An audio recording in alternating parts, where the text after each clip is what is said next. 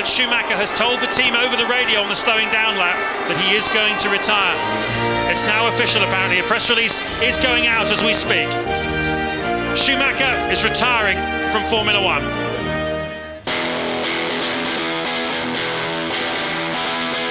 He can't stand for anyone else to win. I think Michael has no bad days. You need to do everything perfect to beat him. He doesn't know where the line is between hard but fair or ruthless but foul. He's the strongest as a package. It's not just the driving, he works very hard with the team. Very, very, very special individual and a great sportsman and a great athlete.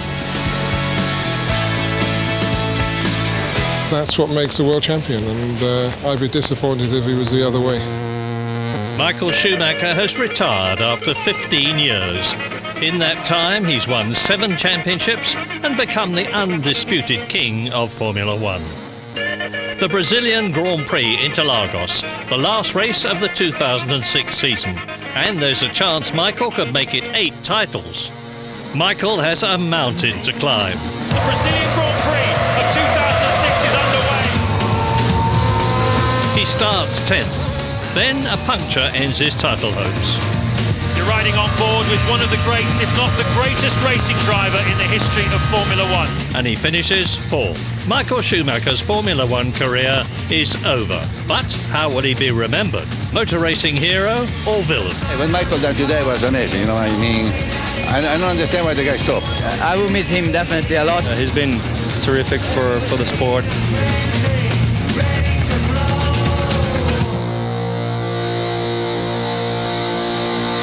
It started more quietly, 37 years ago, in a little German village just outside Cologne. Michael Schumacher came from an unpromising racing pedigree. Dad, Rolf, was a bricklayer, and Mum, Elizabeth, worked in a cafe at the local kart track. It looked like he'd follow his dad into the brickyard, but then Rolf built Michael a go-kart for his 4th birthday. Michael took to the sport instantly, showing talent and speed and even an early skill in handling the media. It quickly became a family affair. Dad built the karts, Michael won in them. Even Michael's chubby little brother got in on the act. When I really started to do kart races, it was nice when he joined sometimes. I mean, he tried to give some help as much as it was possible. It's always difficult to work together with your brother sometimes. It was at this time Michael spotted another young karter at the World Championships, someone whose skill Michael instantly recognised and respected, Ayrton Senna. By the mid-80s, Michael had won almost everything in karting, and his talent soon demanded a higher rung on the racing ladder. In Formula Ford and Formula Koenig, Michael won a string of victories that lifted him into Formula 3, and his first major success. A hard-fought battle with a young Mika Häkkinen at the Macau Grand Prix of 1989. At the same time, Michael Schumacher also raced sports cars for Mercedes-Benz, and his name began to appear on the Formula One radar, although not always for the right reasons. I was not sure he could make it. He was in there in a team with Frentzen and Wendlinger, and there was no evidence that he was quicker than him. But that didn't stop Eddie Jordan giving Michael his first Formula One drive, the Belgian Grand Prix at Spa in 1991, although for reasons based more on commerce than talent. We needed somebody to pay for the engine bills and the tyre bills. He was about the only one who could do that. He paid, he got in the car. I'd love to claim it was all to do with talent. It's not true. I needed the money, but I did know he was a good quality driver, and the rest is obviously now history. It was Michael's first time in a Formula One car, and he qualified a quite incredible 7th. Unfortunately, the honeymoon was soon over. And Michael Schumacher's Grand Prix has ended on the first lap. The German is out. But it had been enough to prompt other teams' interests, and for the very next race, a young Flavio Briatore poached Michael for his Benetton team. And off the road goes Michael Schumacher. regained it, didn't they? Martin Brundle goes through into third place. He was a difficult teammate because he was so fast, quite strong in the head, a little bit obnoxious sometimes. He had a bit of a shine about him every time he got out of the car. Everything okay? I enjoyed working with him as a teammate, actually, but there were some aspects. He drove me off the road a couple of times, but generally we got on well. I think we achieved a lot in '92. And just a year after his first Grand Prix appearance, Michael claimed his first victory. The first win ever for Michael Schumacher, and he puts his arm out and he is naturally elated. The '92 season saw Michael battling the young Carter who'd so impressed him years before, Ayrton Senna.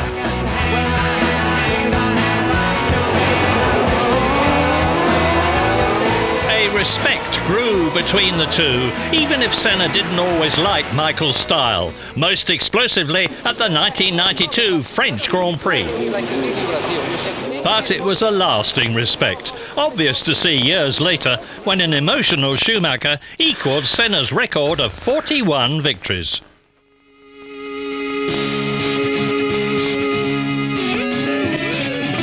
In 1993, he finished fourth behind Prost, Senna and Hill, and '94 saw an older, if not always wiser, Michael, finishing second in the Spanish Grand Prix despite being stuck in fifth gear. His driving was spectacular. But how he went about winning wasn't always so impressive.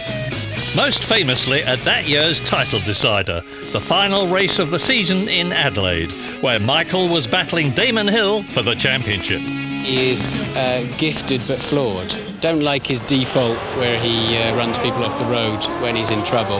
I always felt he was so good, he didn't need to do that, and I think it's damaged what would be probably the most glittering career ever in Formula One. Look, Schumacher's off, Schumacher's lost time, Hill goes by. Oh, out goes Schumacher. The German is out of the Australian Grand Prix, and Damon Hill only has to keep going to be world champion of 1994, but can he keep going as Damon Hill retires from the Australian Grand Prix and the 1994 World Championship has been won, a lot of people will say by default. Michael Schumacher scarcely able to believe his luck. It would not be the last time Michael would be accused of cheating. But for the time being, Benetton and Schumacher were unstoppable.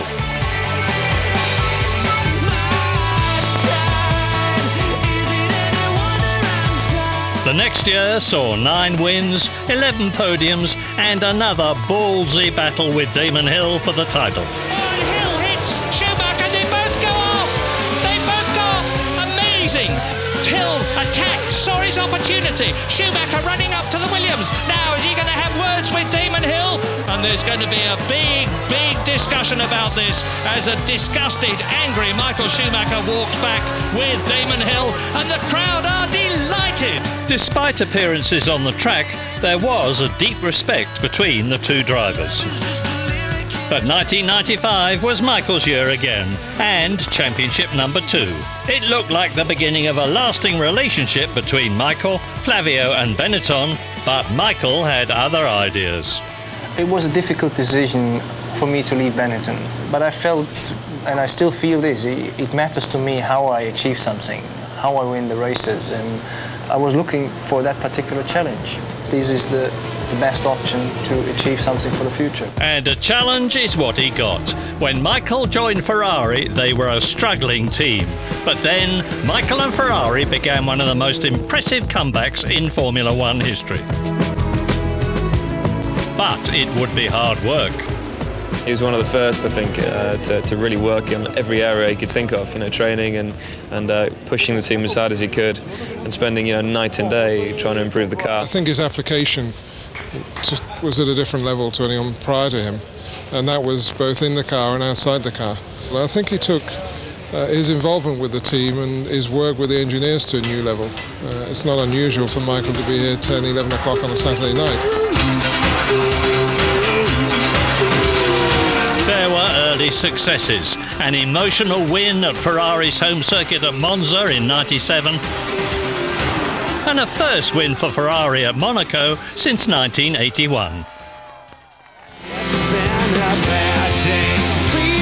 But there were bad times too. Out goes Michael Schumacher! That didn't work. You hit the wrong part of him, my friend. Accused of cheating again after a disqualification from the 1997 World Championships for deliberately driving into title rival Jacques Villeneuve. And the following year, just missing out on the 1998 Drivers' title. In 1999, on the first lap of the British Grand Prix, things went from bad to worse. No, he's locked his brakes. It's as simple as that. It's a mistake. Look, and now he can't slow down. A simple driving mistake there from Michael Schumacher. Michael snatches a brake, look, and then snatches both of them, panics, and just stays on the pedal straight to the scene of the accident, and that is a big impact. Yeah, at a very considerable speed. That year, Ferrari won their first Constructors' Championship since Michael had joined them, but it was bittersweet. Michael's crash, caused by a rear brake failure, left him with a badly broken leg and a question mark over whether the great German would be able to return to form.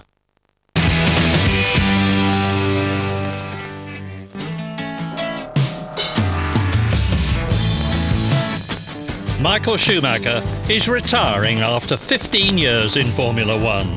There have been headline highs and headline lows. Moments no lower than the 1999 British Grand Prix, where a failed rear brake sent him crashing into the tyre wall at Stowe Corner. He missed the next 6 races and the chance of claiming his first driver's title for Ferrari.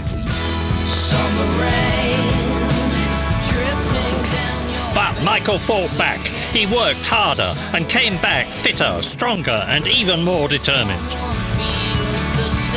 I think he works harder than the majority out there, and when you look at some of the other drivers that are probably going to take over from Michael in winning several Grand Prix, then they just don't appear to make the same effort. To drive one of these cars for a Grand Prix and get out as though you've done nothing, I mean barely sweating, is exceptional. His level of fitness is incredible. The Ferrari bad times were about to come to an end. Schumacher leads, Häkkinen, Coulthard and Barrichello side by side as they go. I think he's just 100% complete. The next 5 seasons belonged to Ferrari and to Michael Schumacher. Record after record fell.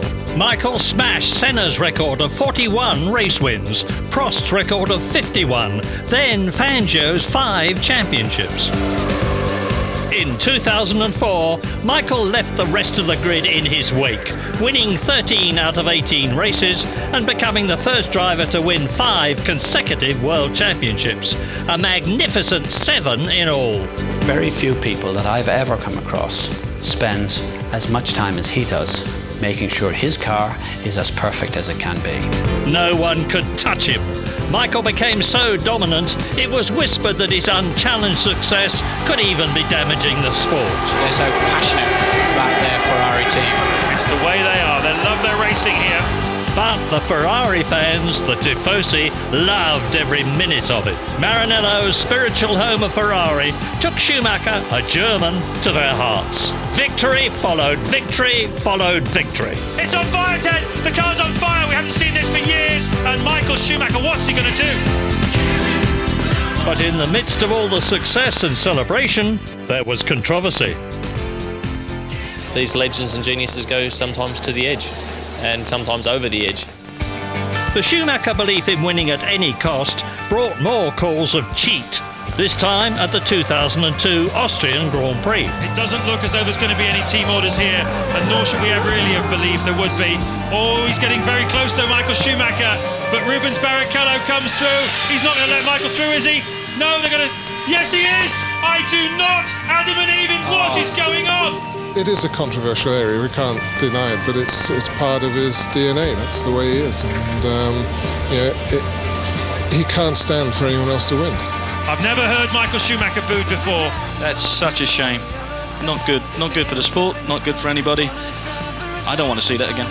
A case of team orders at the very end of the race resulted in embarrassment and criticism that rocked the sport to its core, damaging Schumacher and Ferrari's reputation.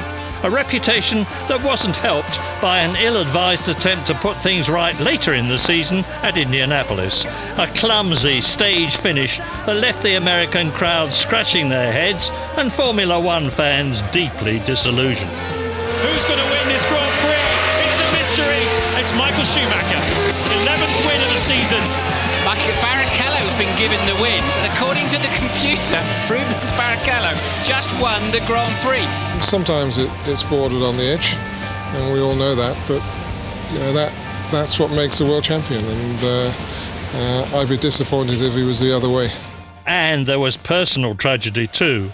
At the 2003 San Marino Grand Prix, Schumacher raced and won, despite hearing the news of the death of his mother on the very day of the race. It was really his decision. There's nothing we could do except give him all the support we could. We would have understood whatever he wanted to do. Here he is coming onto the podium. What a pro.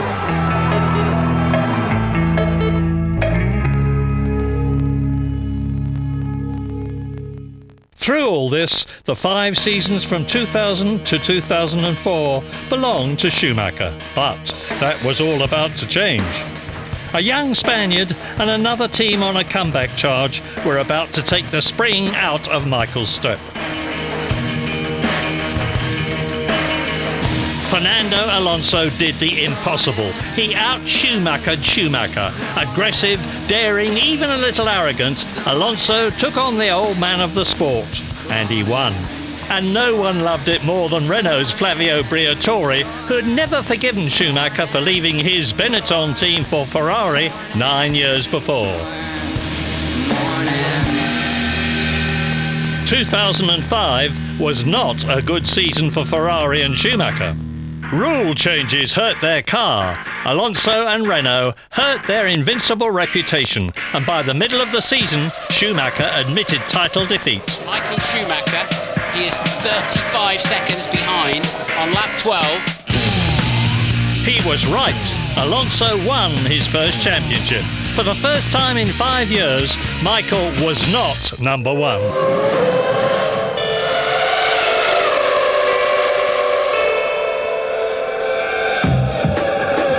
The 2006 season didn't look like it was going to be any better for Michael. A massive smash in Australia gave the race to Alonso. A few races later, at the twisty Monaco circuit, where pole position is as good as winning the race, Schumacher did something that left his reputation in tatters. He's made a mistake somewhere in the middle sector of this lap. 1 second. He's made another one at the Rascasse Martin, straight on, missed the turn in. Yeah, but that's going to spoil everybody else's lap too. The yellow flags are going to be out, and that's going to keep him pole position. I wouldn't be at all surprised. Everybody's going to have to get out of it with the yellow flags. Alonso's on a flyer too. Here he comes. Alonso's coming up to the zone now. Will he get through the Rascasse zone? He will indeed. He's got through. Alonso might just do it, James. Yeah, out of the final corner. Goes Fernando Alonso. He goes across the line. Is it pole? No, it's not. He misses out. Michael was again called cheat. He was thrown back down the grid and Alonso went on to win. Cheapest, dirtiest thing I've ever seen in Formula One. This is the way Ferrari manage, you know.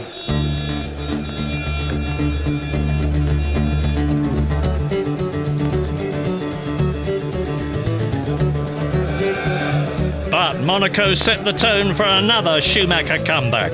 He may have only scored 2 wins in the first 9 races in 2006, but he fought back to win 5 of the next 7. Classic Ferrari, classic Schumacher. Michael Schumacher wins! Michael Schumacher wins! His 3rd win in a row in this 2006 World Championship, because Michael Schumacher wins the Italian Grand Prix, but it's given him the victory that gives him the lead in the World Championship. In the middle of this run came Monza and the news that had been hanging over the whole season. I have my own view about the Ferrari situation. I think that Michael was pushed out. They'd already signed Raikkonen, and it was very difficult for them to get rid of Massa. It's a shame, and you could construct it that he's run away from racing with Raikkonen next year as well. And I think that just takes a little away from his achievements.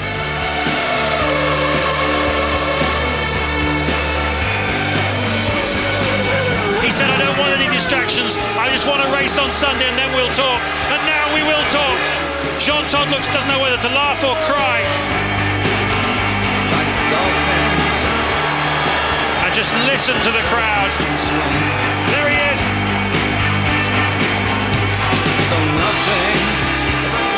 Nothing will keep us together.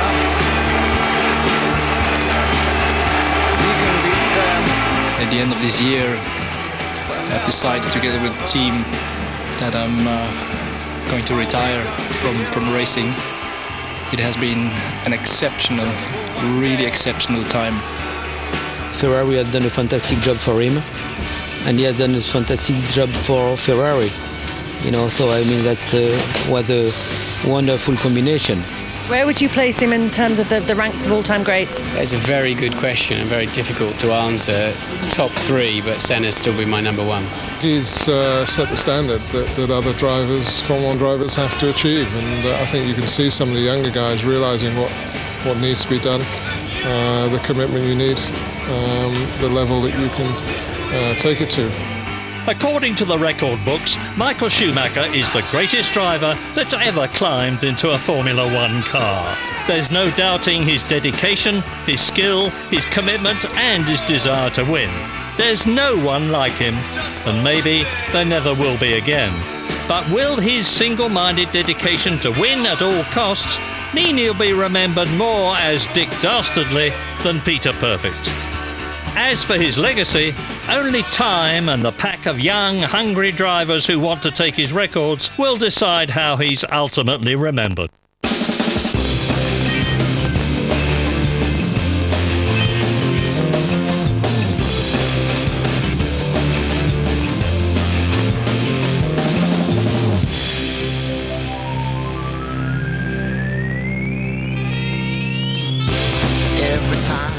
And stay with ITV1 for Tarrant on TV, coming next.